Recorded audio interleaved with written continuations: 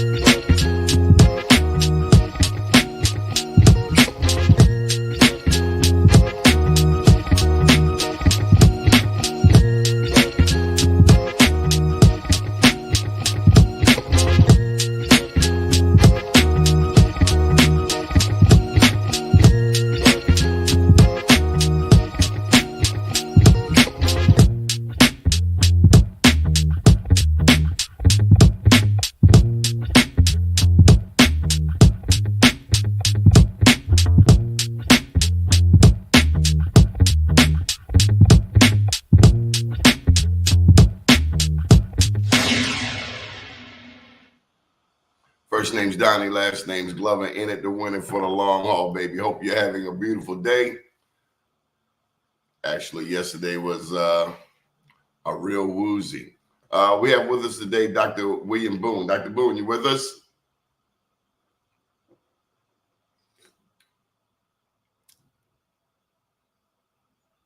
Dr. Boone, you got to unmute yourself.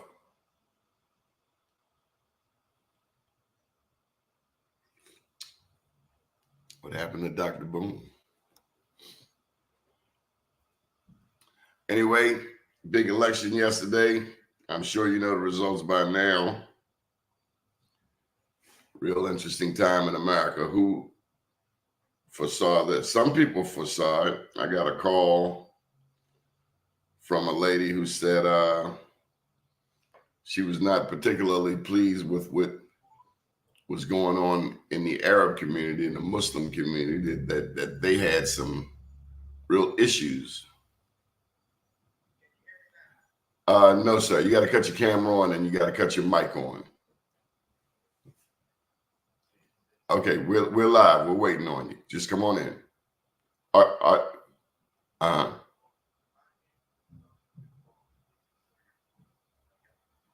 you on a computer?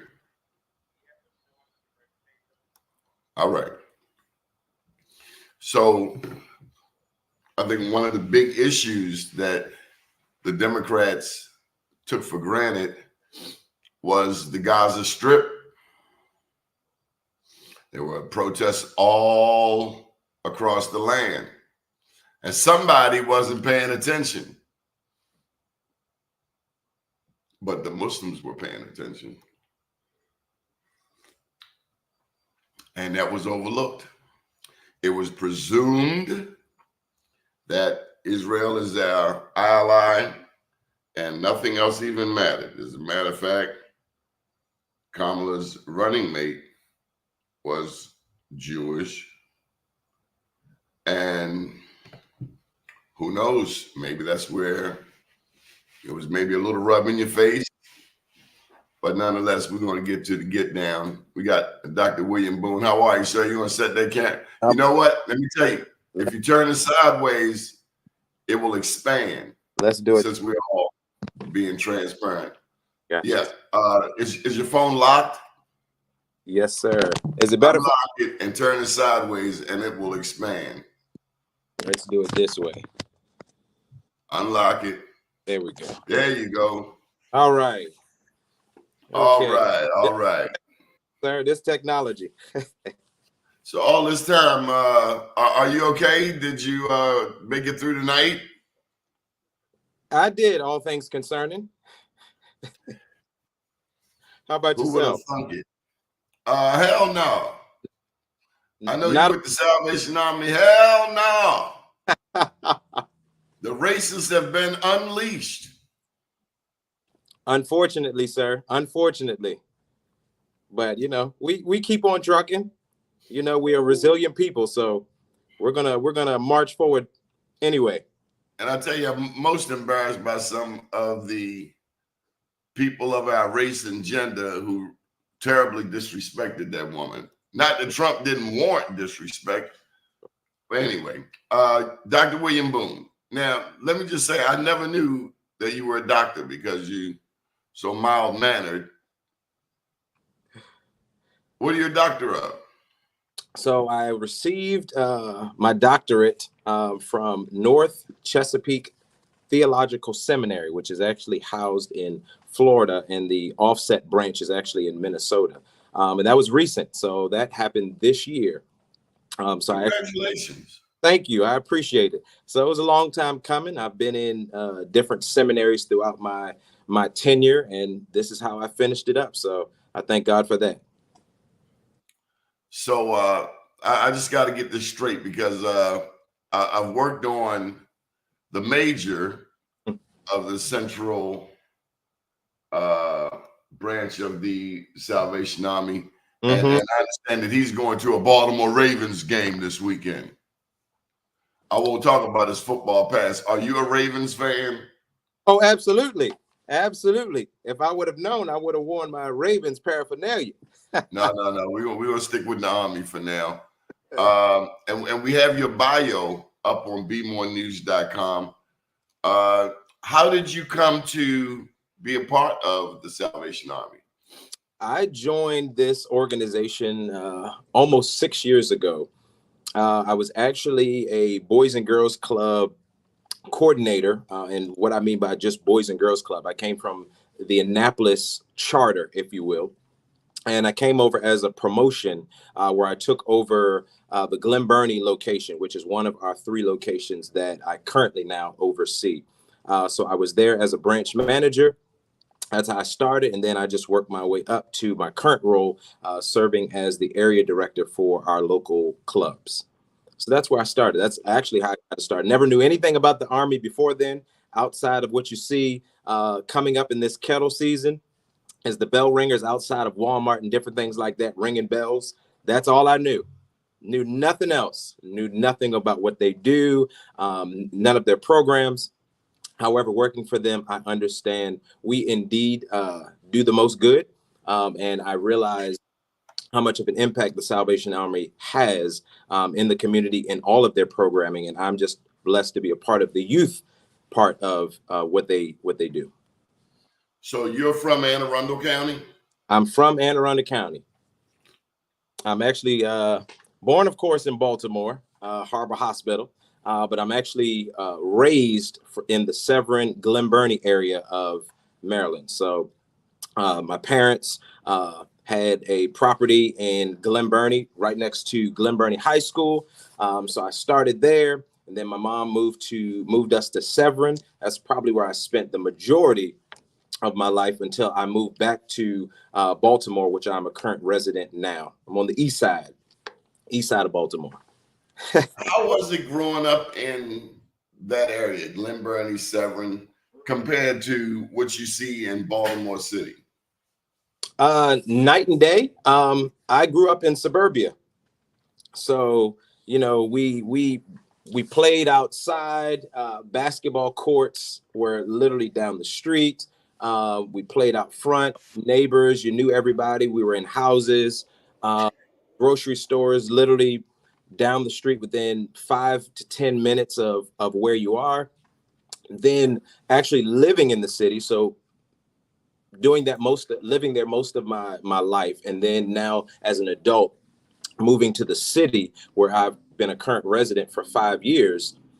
It's different. I still love Baltimore. I've got to appreciate Baltimore in a different light as a resident, because before all you heard was the negativity about the shooting, its high crime rate. Baltimore had a stigma. I'll be very honest. When I was actually house hunting, I was like, I'll go any place but Baltimore. But it's funny how God has a sense of humor, and that's where he put me. And I've actually learned to love and grow my city. So I'm actually currently in the Rosedale area. I'm not sure you're familiar with Frankfurt. So that area, and learning that, and then learning downtown, because all I knew growing up in Severn was the harbor. That's all I knew about Baltimore. Ravens country, Orioles, Pratt Street, Lombard Street. If you asked me anything else, I knew nothing else. I knew nothing about the West Side, East Side, South Side. I knew nothing. But now, you know, I'm a little bit more informed of where I am, knowing where Coppin State is, knowing where Morgan State is, learning North Avenue, West North Avenue, so Guilford, etc. So it's a different perspective, and it also helps me. It also has humbled me in such a way, understanding that in theory, I come from a place of privilege as far as being in suburbia, but it's just a different perspective. And I'm glad that I'm able to now be a resident of Baltimore City and serve with the Salvation Army, because it puts me in a different mode and a different mindset to really serve those that I come in contact with, understanding that it doesn't matter where you come from, there's purpose, there's privilege, and there's impact anywhere you can go. So I can tell you this. I'll give you here's a pop question for you. Sure. Where did the Black community start in Baltimore? The East Side or the West Side? I actually wish I knew that answer. I do not know that answer. The East Side. East Side, okay. And then migrated westward. East Side, closest to the harbor. Okay. If you've read the narrative of the life of Frederick Douglass, he got his education. He tricked a little white kid into teaching him numbers. All happened over on the East Side, around Fells Point. Okay. Because that was where the water first touches Baltimore. Mm-hmm. The water was where the jobs were. The livery services, or we would call it transportation. As a matter of fact, one of, if not the oldest Black-owned family business, Locke's Funeral Home, began in 1835 as a livery service. And then they transitioned into becoming a well-known funeral home. And then I only know that because my daddy was a funeral home, and I have an upcoming book on the topic. But East Baltimore is where it all started, and then we migrated westward. If you let Pastor P.M. Smith tell the story, the bougie Blacks moved to the West Side. That's what he said. Don't blame me. That's what P.M. Smith said. I got you. Now, is that where his point was that the more blue collar jobs were available in East Baltimore, and those who got an education tended to move west. Now, let me also give you another pop quiz. Which high school was the first for Blacks to attend, Douglas or Dunbar? If I remember correctly, wasn't it Dunbar? Nope, it would be Douglas. Dunbar is on New Orleans. Orleans Street. Orleans, yeah. Orleans Street. But Douglas was the first, then came Dunbar, even though we started in East Baltimore. And one other piece of trivia, Dunbar in DC is older. Dunbar in DC is older than the one in Baltimore. But you had a question.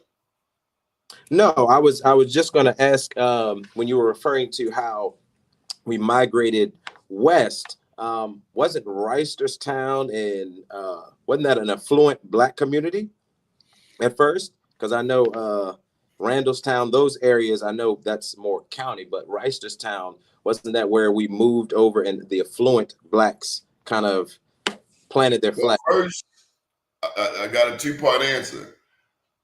In terms, now Baltimore is the home of segregation. Going back to 1910 and Mayor J. Berry Mahul. And that came as a result of Roland Park. Roland Park didn't want Blacks to be able to move into a white neighborhood.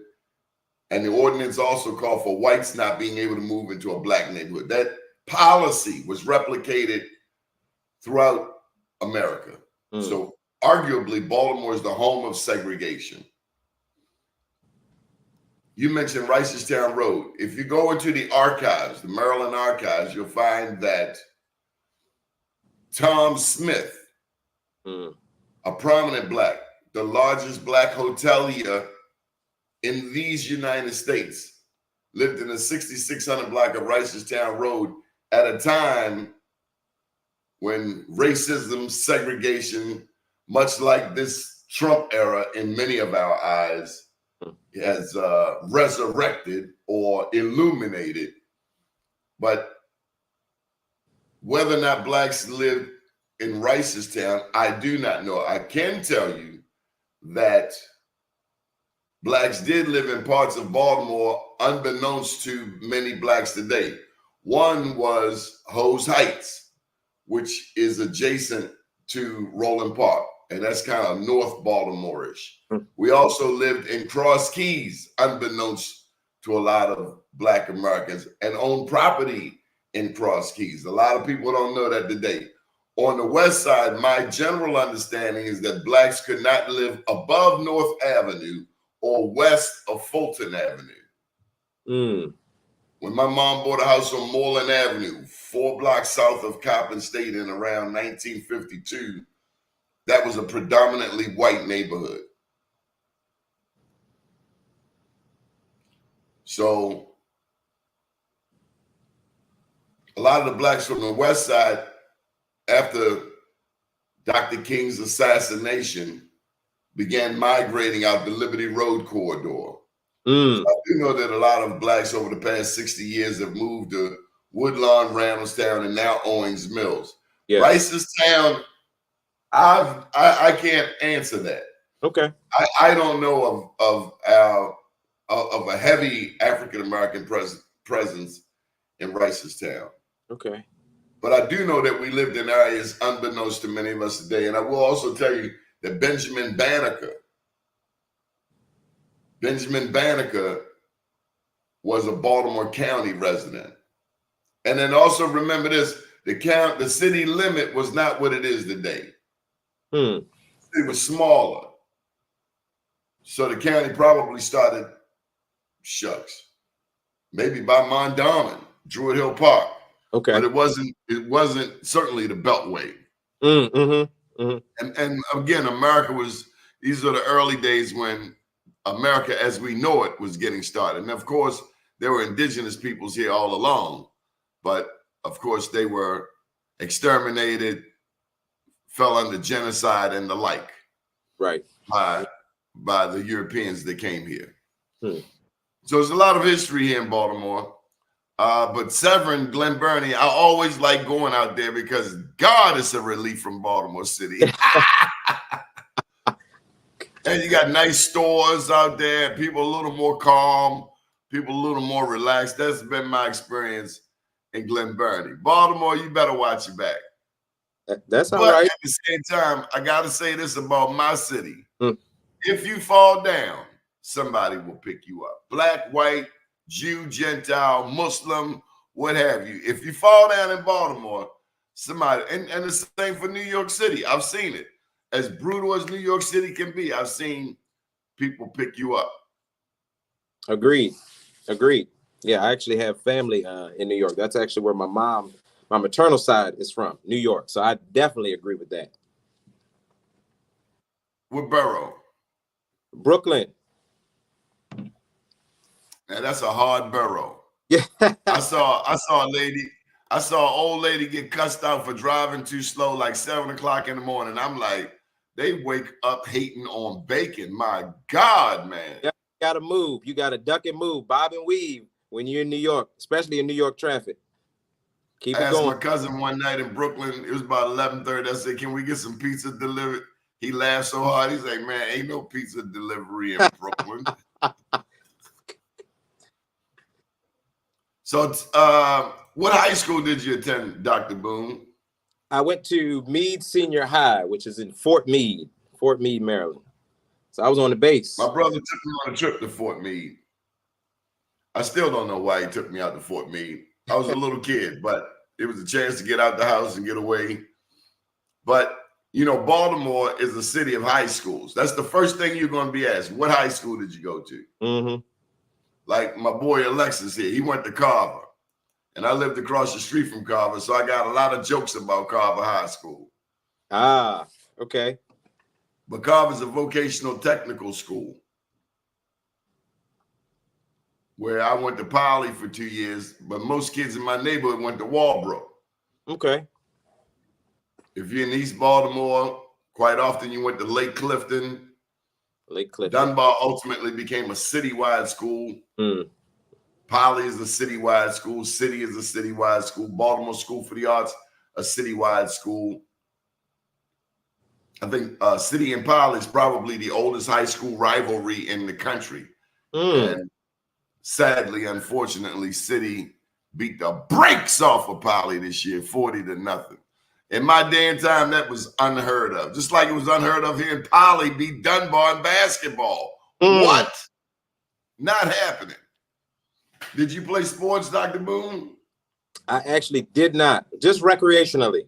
I didn't play for any of my high school. It didn't play any of my high school career. I just played recreational, but when I did play recreational, I played basketball. So let me tell you, something else that Baltimoreans take pride in is the recreation center that they grew up in. Did you attend the recreation center? I did not. I literally learned everything outside, playing at the courts in my neighborhood. Literally, we didn't have a recreational center. We just had outdoor playgrounds, outdoor basketball courts, outside football, soccer fields, and that's literally where we learned how to play. So that's a great segue into what you do for the Salvation Army. What do you do? Tell me about the Boys and Girls Club. Sure. So currently I serve as the area director for our Boys and Girls Club programs. Currently we have 3 locations. One is in Middle River, which is Baltimore County. We have one in Franklin Square or North Calhoun, which is, of course, our city location. And then we have one in Glen Burnie, which is our last location in Anne Arundel County. So Boys and Girls Clubs in general, specifically the ones that the Salvation Army oversees, we're traditional Boys and Girls Club. We just have the benefit of being able to talk about our faith, and which is what I love about the Salvation Army. But the programs we offer, we range from everything from academic help, which is homework, to career development, to athletics, to the arts, which is dance, music, instruments, and there's a whole gamut. And one of the things we pride ourselves on is our mentoring piece. That's kind of what the Boys and Girls Club is known for, is our mentorship piece, which is kind of the tentacles that attaches everything else. So when we serve the communities that we serve and the youth that we serve, it is with the idea and with the intent that we are enriching them. Once they come into our buildings, our goal is to enrich them and make them better. So people always ask, why do I do what I do? And I've been in the youth field for 20 years, but I've been working with Boys and Girls Club for 11 out of those 20. And my answer has never changed. I always want to impact those that I'm serving, but I want to impact the next generation. For me, success is, for these youth that we're talking about, is when they come to our club 5-10 years down the road, they say, I learned this at my Boys and Girls Club. Mr. Will taught me this, or our staff, one of our staff taught me this. I learned how to read, or I learned how to write, or I learned how to play basketball. Something enriching that they can take with them to make their life better, whatever their career path choice may be. We've had the opportunity to take youth on trips. Some of them have never, ever been on a plane. Some of them haven't been outside their neighborhood, and we afford them those opportunities. So Time out, Mr. Boone. Time out, Mr. Dr. Boone. You got some adults who ain't been outside their neighborhood. It's true. It's true. And so we want to offer that to anybody we serve, all our young people. So we want to afford them those opportunities that they may not have had necessarily on their own. So that's kind of in a summary and in a nutshell what we do, and kind of our mission of why we serve and who we serve is to enrich them. If I could just put it in one word, is to enrich them and give them opportunities that they may not necessarily have had on their own. So I want to delve into how you serve. Well, how do you serve a population at Calhoun Street. Now, let me give you this backdrop. 70% in the Black community are single mother households. A lot of people grow up in Baltimore without access to their fathers. Not that you are there to replace anybody's daddy. Sure. But this thought has come to me as we've been doing this interview. A lot of their fathers are incarcerated. Some may be addicted. So one question I have is, do you have opportunities for fathers to volunteer at Boys and Girls Club? Absolutely. Absolutely.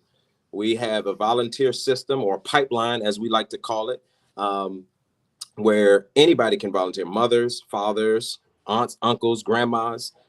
They can come in and they can support us in those manners. Some of them serve as tutors. Some of them may serve as mentors. Some of them serve as aides or assistants, if you will. They come in and assist us with different things. So, easy answer to your question, yes. They're more than welcome to come in and assist in those ways.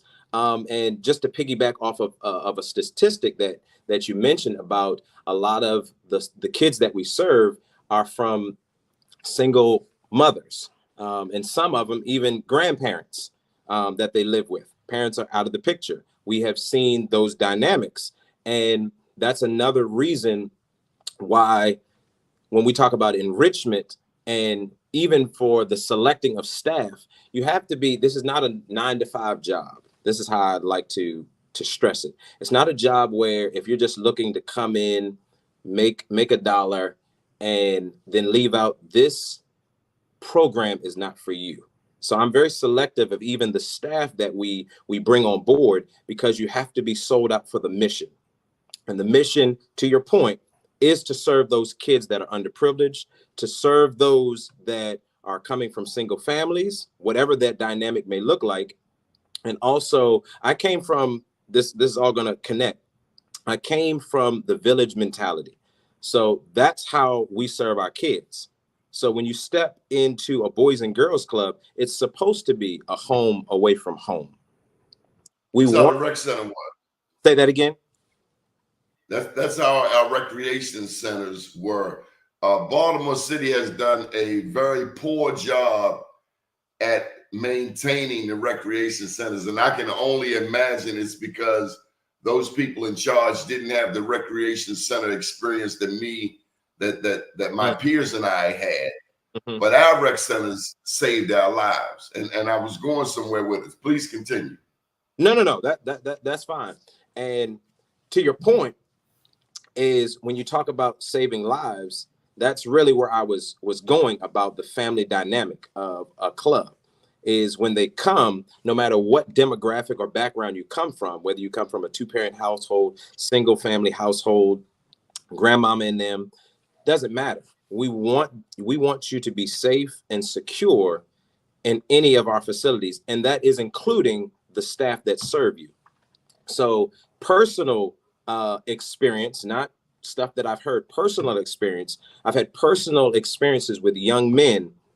Particularly, this goes back to the point of serving young men in particular, not demeaning or knocking the influence and the need for men to be in young women's lives who don't have their dads there, but specifically young men. I have seen that firsthand of how our program affects them and impacts them, where specifically there was a young man who came into our program, and basically he wasn't passing any of his classes. He was basically, so he was an older kid in high school.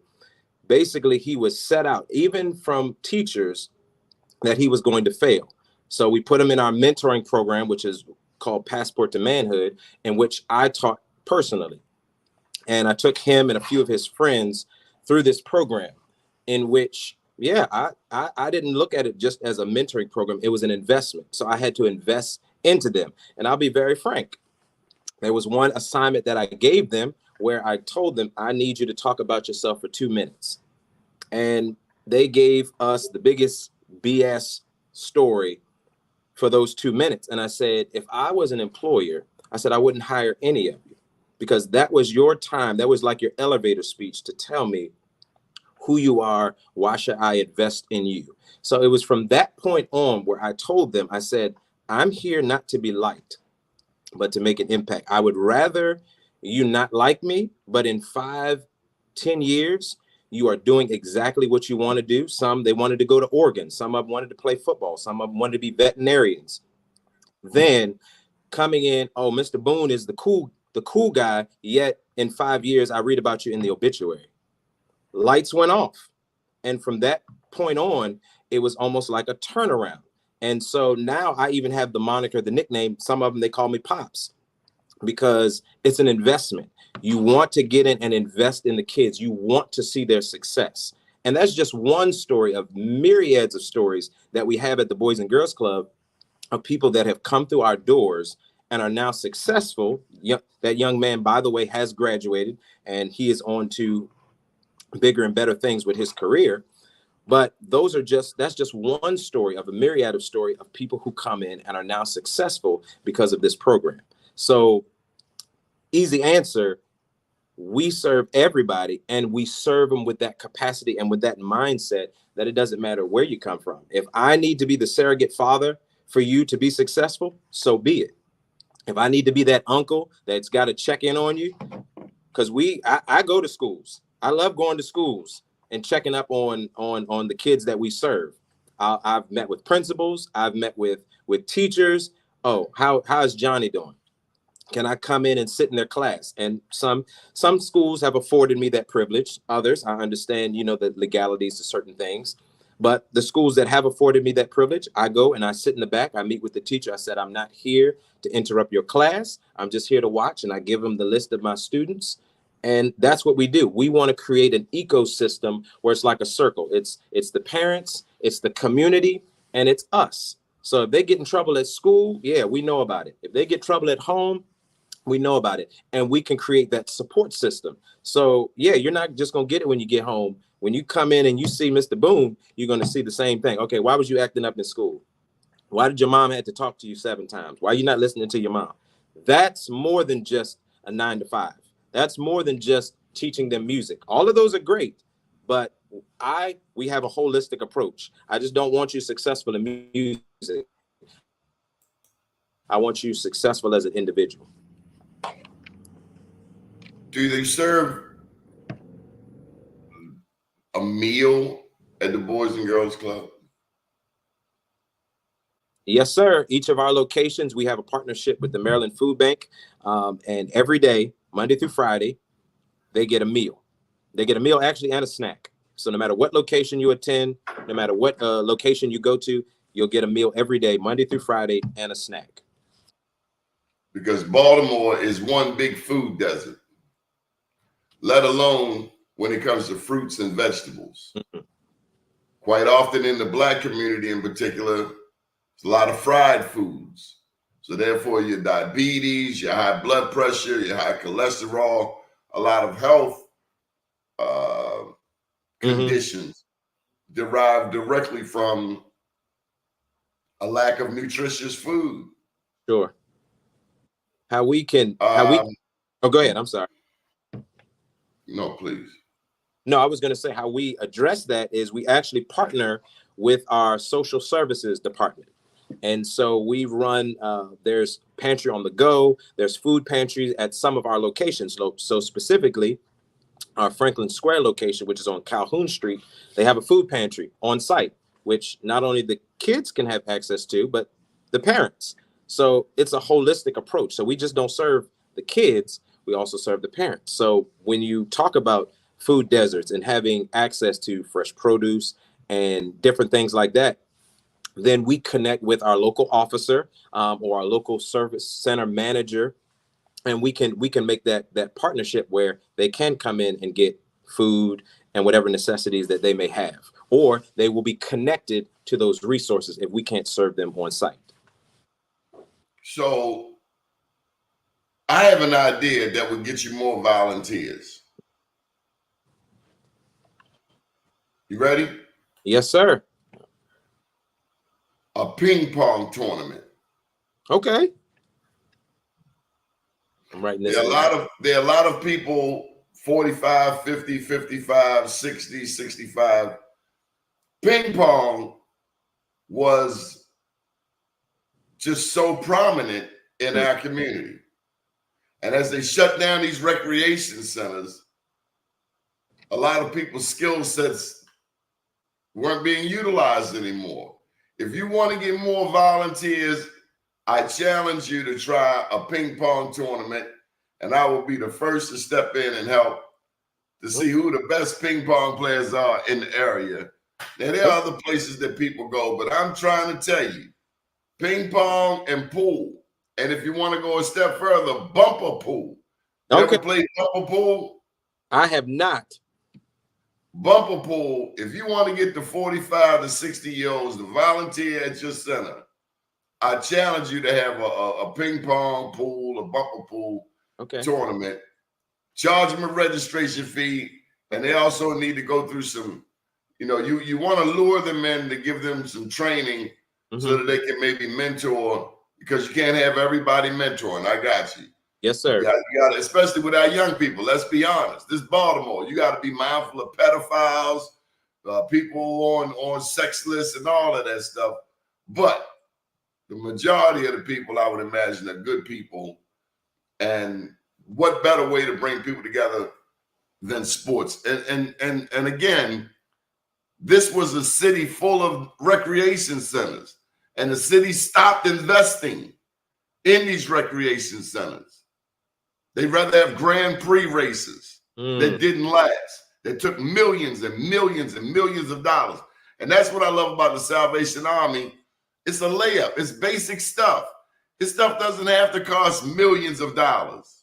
Yes, sir. It's mismanagement and misappropriation of resources. The Salvation Army, I remember one day I'm over on Broadway Street, and I wasn't really, I'm headed to my destination. It was a black guy and it was a white guy. They said, "You want something to eat?" And I had a double take. It was the Salvation Army. No big signs, just handing out sandwiches. It's the little things. And that's what we, with all of our accoutrements of success, have missed. Yes, sir. We think it's got to be big and elaborate and flashy and multi-million-dollar this and multi-million-dollar that. No, dummy. Food, shelter, clothing. Like that house that the Salvation Army has for women who have been trafficked, or people who have been trafficked, because it happens to males too. And then God, you look at P. Diddy, you see how, at least that storyline of how people easily can get drugged. Yes. And end up in a situation. They may have went to a party. I think it's a movie called Blink Twice. People went to hang out with a multimillionaire and they woke up 7 years later. What else does the Salvation Army do? You just mentioned one of our programs, which is our Catherine's Cottage program, which we take the trafficked women, and of course we provide a safe house for them. We also offer, we don't have one in this region under Central Maryland, but we also do what we call an ARC. That's our rehabilitation program. A lot of men go through that program. We have social services, which we provide food, which we call Pantry on the Go. There's rental assistance. There's a lot outside of our youth programs. We also do this is probably what you were referring to. We feed the homeless, and that's done at several locations, as well as from our warehouse location. They go out and they serve hot meals or meals to different communities within Baltimore City, West Side and the East Side. So it's a myriad, and those are just some of the things that the Salvation Army does here in Baltimore. There's a conglomerate of what they do nationwide and even internationally, but specifically here in Baltimore, those are just some of the things outside of our youth programs that we do. Jamil McClain. Yes, sir. Former linebacker, now the director of player engagement for the Baltimore Ravens. He's a big fan of the Salvation Army. Why is that? just the work that we do. Not just that, he was a recipient of the services of his family, was a recipient of the services of the Salvation Army. So he's a direct impact. He's experienced the programs, the love, the support that the Salvation Army gives to the community. And not just that, I know you're well of his event and his foundation of 53 Families. That's a big event that he partners with the Salvation Army on every year. It's coming up next week on the 12th, November 12th. And if you don't already have that flyer, I'll make sure I send it out to you. But I will. It is because of his experience with the Army that now he partners with us every year to feed 5,300 families. So it's called 53 Families because that's how it started, feeding 53 families. And now it's turned into a big event where our goal is to serve at least 5,300 families. If we serve more, great, but that's the goal. So that's just a testament of what Jamil McClain has experienced with the Army. And he just didn't take that experience. He went, locked arms with the Army, and now he is championing a lot of services and things that we also do to go give back and serve the community. Let me tell you why that's so special. So many NFL players don't do that. So many NFL players wind up broke. So many NFL players have traumatic brain injuries. And despite common sense, want to play without some of the best protective gear. Today, they're bigger and faster than ever before. But it's just like if two cars run head on. Mm-hmm. Up top, they're going to be brain soup. So to have an NFLer in this city doing something constructive post-football. Yes, sir. With his wife in the community. I don't think Jamal Bryant could preach a better sermon. That's a sermon. Not a lot of this, but a lot of serving. Yes, sir. That's a sermon. That's what our young people need to see.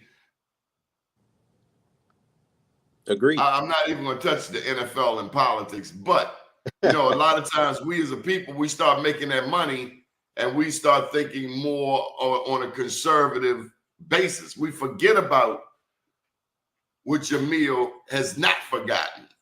Yes.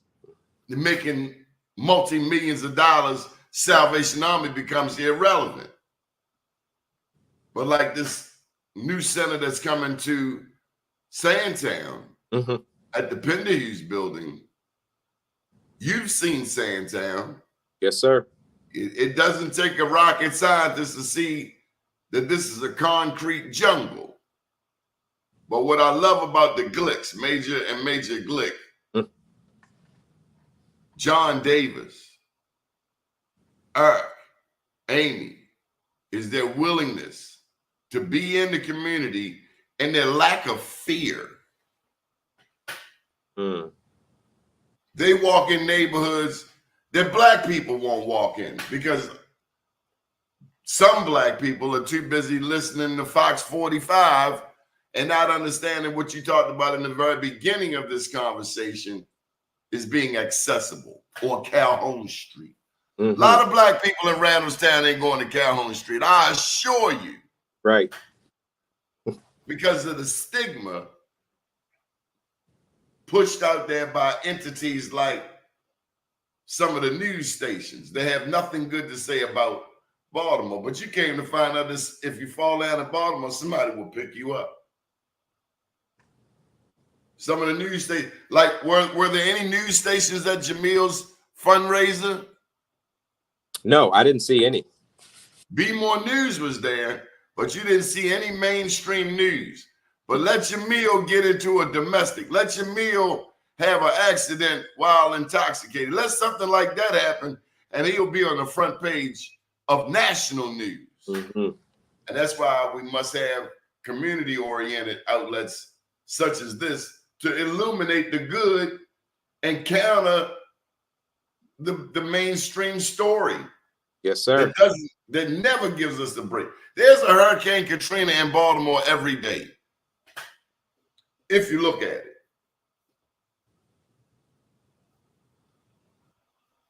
And it's rooted in racism. And that's also what I appreciate about the Salvation Army, taking that racism out of it. Salvation Army is wise enough to understand you need everybody. That's the vibe I've always got. You need everybody.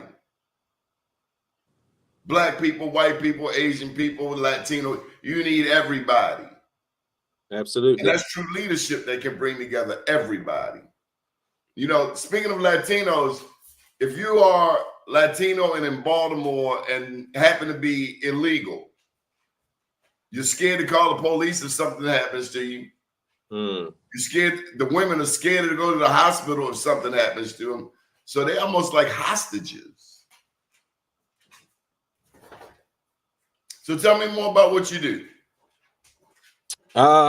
Outside of that, I of course help fundraise. That's kind of my focus right now, is getting, donators to really understand what we have here. I'm the networker as well, really pushing out and being the spokesman and vocal for not just Salvation Army, but specifically our Salvation Army youth programs. Letting people know, because I've heard in my tenure as I sit in this role, is a lot of people don't know what we do. They either don't know we have a Boys and Girls Club, they don't know we have youth services, among other programs that they don't know we do.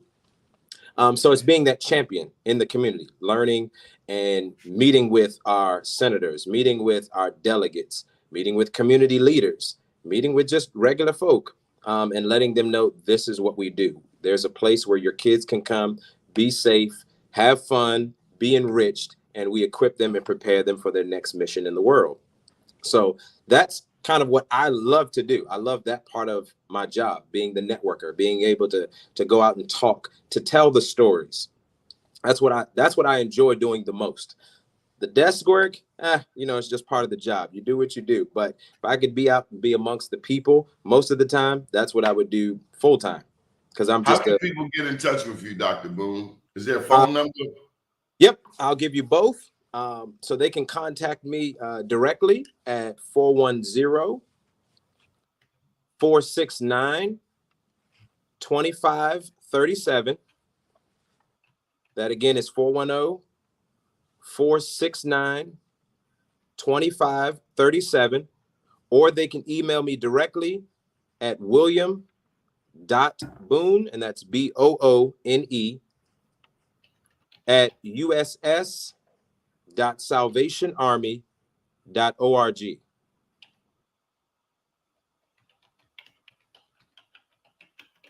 Either one of those, you'll get a quick response, because either I have the phone or I have my email. So those are the best ways to contact me. Double check that for me. Is that right? Yes, sir. That's correct. That is correct. And what are you in need of? You're trying to raise money. You need volunteers. Tell them what you need. Tell them what you want. Matter of fact, let me come off screen and you can give them your holiday spiel. You ready, Dr. Boone? Yes, sir. Yes, sir. Welcome to. Well, good morning, everybody. I appreciate Doni Glover for giving me this opportunity and this privilege. As you've heard, if you've been tuning in and listening to our whole broadcast, you see and you hear what we do here at the Salvation Army, specifically in our youth departments. So what we are really in need of is, one, volunteers. We would love to have volunteers to come out to our locations. If you can give us support in any way, if there's a skill, if there's a business, if there's something that you could give toward our cause as far as enriching our children, we would love to see you. We would love to collaborate with you. Also, I would be remiss in not saying and being very forthright and honest, we need donors. We need people to help us keep this program afloat. We serve the next generation of leaders. And being very honest, it takes money to run business. It is what it is. So if you know of anybody, if you yourself would love to contribute to our program, please, please, please, you can email me directly. You can call me. You can go to our website at www.sd-md.org and donate. Follow the donation page and you can donate there. But please, please, please, those are the big two things that we're needing of, is donations and resources, people resources. So if you have those two things, if you know of anybody who is willing and able, please send them our way, because we would love, love, love to have them. Again, our goal, our mission is to impact the next generation. So I appreciate you guys listening. I appreciate this opportunity. And once again, I thank Donnie Glover for this opportunity. Well, big ups to the Salvation Army. When I first met John Davis and Major Glick, I challenged them. They said they wanted to come to Sandtown. They wanted to come to the Penny Hughes building. I don't know if you were there, but I invited them down at 10 p.m. They've told the story. Don't come down here where everything's all peachy keen in the daylight. Come down here about 10 o'clock. Right on the strip. And they came. And they were not afraid. And they walked the neighborhood, because that's how you befriend the community. You can't be afraid, including black people. You can't come and serve black people and be afraid of black people. I'm talking about black people who are afraid of black people. Yes, sir. I remember one time, this is 25 years ago, a black lady that worked for Enterprise Foundation, big time nonprofit. She said, "I've never been in a room with so many African Americans." I don't know that I would have the heart to even say that, but it wouldn't even be true. But some, not all black people have had experience in the black community. Very true. But wherever you go, you can't be afraid. I was in Tanzania. Let me tell you, I had a frightening experience. I made a wrong turn. It was late night. They got those roundabouts. And I'm leaving the compound with some Seventh-day Adventists who were vegans.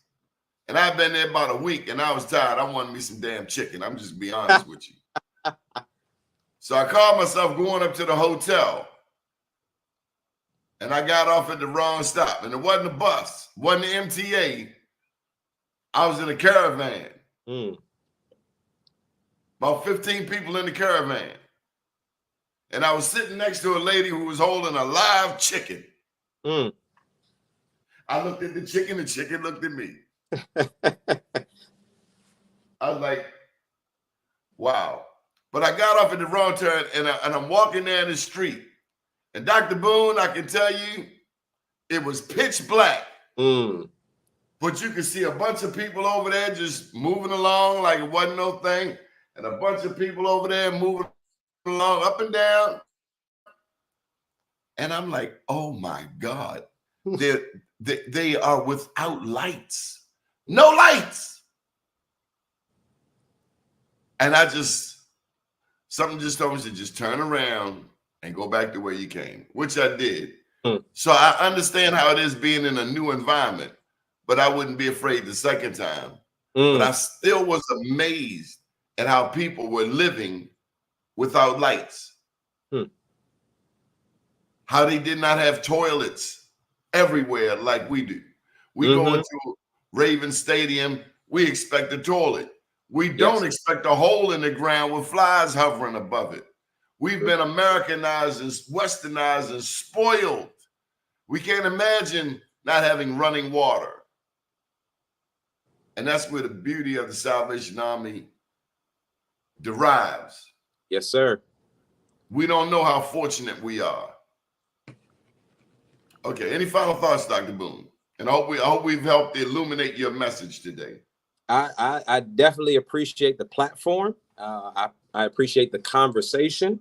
It was good. It makes me want to come back. I'm sure, if you invite me back sometime soon, it'll be good. But I definitely appreciate it. It's been good. Even the brief history lesson that we talked about at the beginning of the broadcast. I appreciate it all. And I just pray that everybody really honed in on the whole context of the conversation, not just what we do, but the reason why we do it. And especially the points that you brought out, and hopefully it was expounded on today. I think you do it out of love. You can't work down there on Calhoun Street in Franklin Square and not have love in your heart. And have you ever experienced the Ruth Kirk Festival? I have not. Oh my God. It's an annual festival. Okay. And I need to make sure you know her children. She was a former delegate. She's got her wings. But every year, the annual Ruth Kirk Festival is right there at Franklin Square. Okay. They take up the whole park on a Saturday. Okay. I'll have to be in attendance next time. Yes. I'll introduce you to Squeaky Kirk. He has a recreation center just south of there. Okay. Yes. Okay, Dr. Boone. Operations and partnerships. So that'll be excellent. I look forward to that. Yes, sir. Well, thank you again for joining us. Up to date, down tomorrow, do your day, and everything will follow. Nothing to it but to do it. I got to do it, regardless of how I feel. Even though Trump won. I am somebody. I am my brother's keeper. Good morning, world. And thank you, Dr. Boone.